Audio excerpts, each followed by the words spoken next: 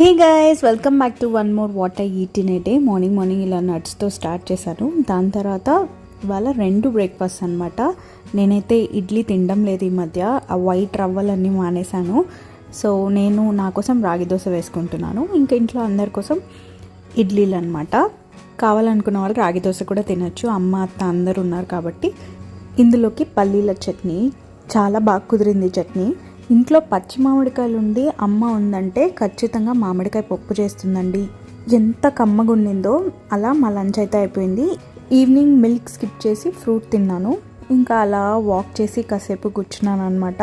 ఎంత ప్రశాంతంగా ఉంటుందో ఈవినింగ్ టైమ్స్ ఈ మధ్య వాక్ చేస్తూ ఉంటే. స్లిప్పర్స్ వదిలేసి గడ్డిలో అలా కాసేపు వాక్ చేశాను. ఇంకా నైట్ డిన్నర్లోకి ఎగ్ బుజ్జి అనమాట. చేసుకొని చాలా రోజులు అయిపోయింది. చపాతీ, ఎగ్ బుజ్జి, ఇంకా మార్నింగ్ పప్పు ఉంటే కొంచెం వేసుకొని తింటున్నాను. Please subscribe for more. Thanks for watching. Bye bye.